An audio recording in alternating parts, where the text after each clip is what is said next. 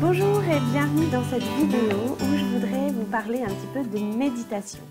Alors c'est vrai que la méditation maintenant aujourd'hui on en parle beaucoup, on n'a plus besoin de prouver les bienfaits de la méditation, mais pour certains ça reste encore un peu nébuleux, un peu un point d'interrogation.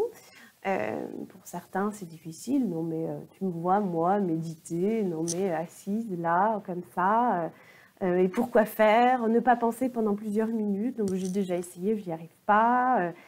C'est pas pour moi. Bon, on connaît toutes ces objections. Donc aujourd'hui, je voudrais justement vous parler un petit peu de méditation. Je suis Aude Devater du blog Aller à l'essentiel. Donc, vous savez, quelquefois, quand on va dans les campagnes profondes, on voit des personnes âgées qui sont là, immobiles, assises sur un banc. Elles regardent la mer, elles regardent la campagne, les gens qui passent. Finalement, on peut se demander si elles ne sont pas plus ou moins en train de méditer. Bon. Et moi, je voulais aborder avec vous plusieurs points pour répondre à la question à quoi ça sert de méditer. Pourquoi méditer? Et puis, à la toute fin, écoutez vraiment jusqu'à la fin parce que je vous donnerai quelques pistes pour méditer. Alors, la première chose, le premier point pour moi, c'est de faire taire le mental. Le mental, c'est vraiment notre saboteur. Hein. C'est lui qui nous apporte les « il faut faire ceci »,« on doit faire cela ». C'est lui qui nous apporte les peurs. Attention, prenons des vacances par rapport à lui. Hein. Apprenons à faire taire celui-là parce qu'il est souvent à l'origine de nos inquiétudes, de nos peurs, de nos doutes. « Oh là là, mais si tu fais ça, voilà ce qui va se passer. Attention, attention. » Enfin, vous voyez, tout ça là.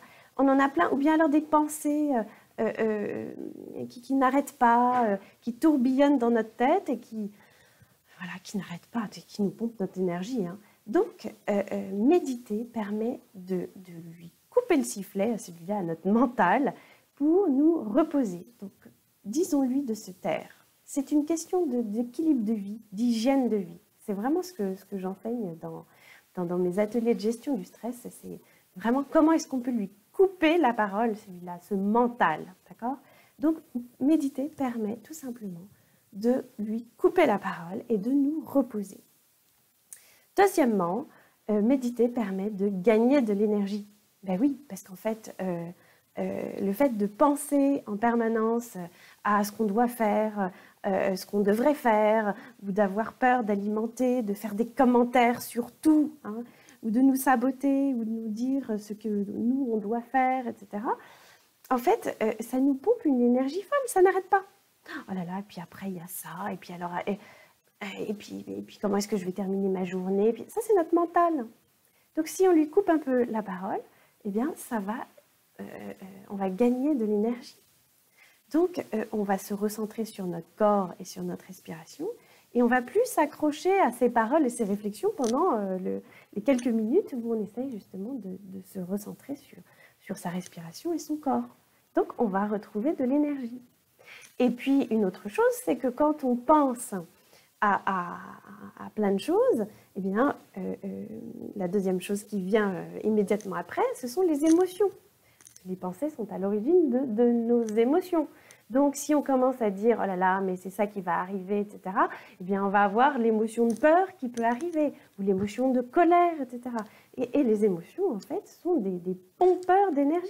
Parce que non seulement on produit les émotions, et ça nous coûte de l'énergie, mais en plus, on produit de l'énergie pour lutter contre ces émotions. Oh, faut pas que je pleure, il m'énerve, mais je vais rien dire. Okay?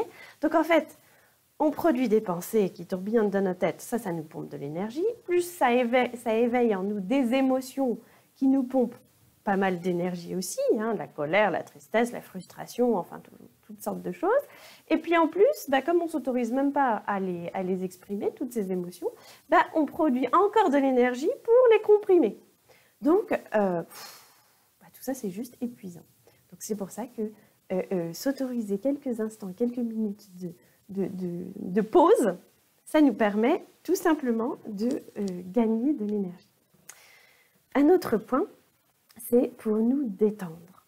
Tout simplement, le fait d'être là, attentif à son corps, attentif à sa respiration, ça permet aussi d'être conscient de nos tensions. Bon, c'est vrai, on peut aller toute la journée comme ça en se disant ah, vite, vite, il faut que je fasse ci, il faut que je fasse ça, j'ai un peu mal au dos, mais en fait, le moment où on va vraiment méditer, où on va juste se recentrer et être là, tout simplement présent à soi-même, avec soi, bah, on va se rendre compte qu'effectivement, la tension est là présente, mais peut-être qu'on va aussi pouvoir détendre tout ça.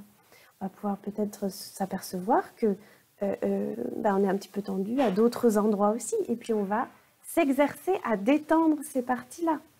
Donc, ça nous permet de nous détendre en conscience. Donc ça, c'est un autre point qui est très important. Autre point, pour nous permettre de nous remettre dans l'instant présent. Ben oui, parce que évidemment, on passe la plupart du temps à courir, à faire vite, vite, vite, et à penser à ce qui s'est passé avant, ce qui va se passer après, ce qui s'est passé hier, ce qui va se passer demain, plus tard, dans 3 mois.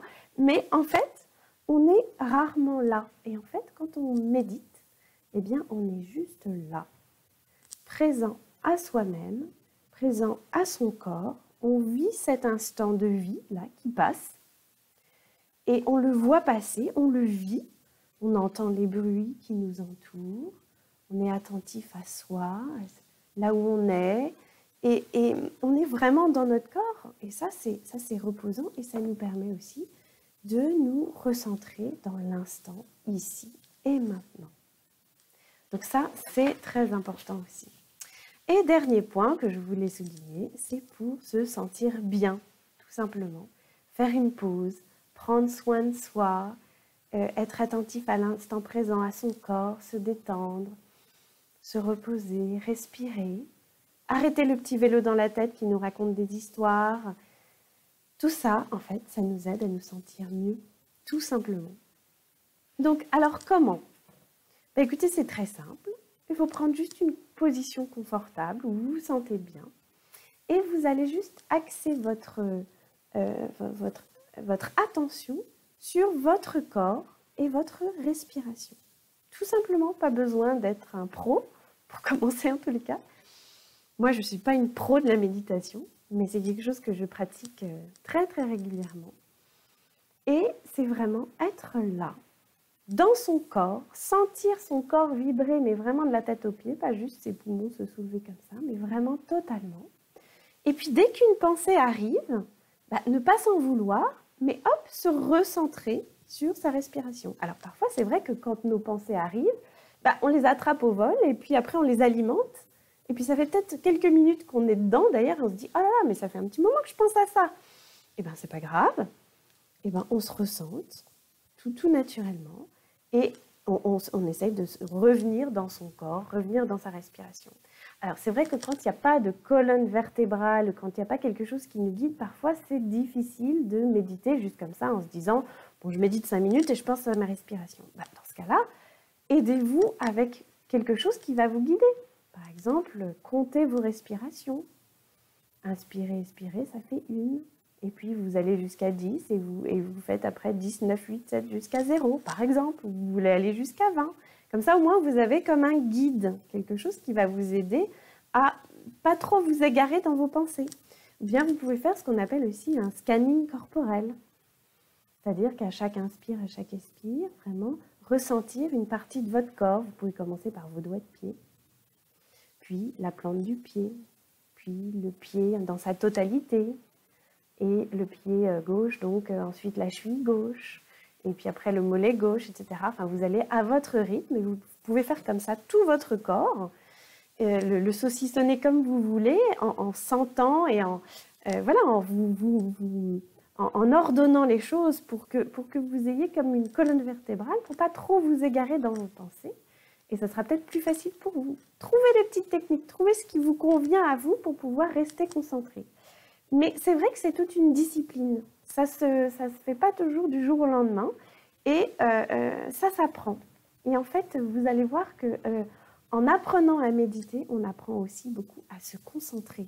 Et donc, il y a plein de retombées positives que vous allez pouvoir expérimenter dans votre vie. Et ça, je vous laisse expérimenter vous-même. Allez vous promener, tout simplement, arrêtez-vous en chemin, commencez par 5 minutes.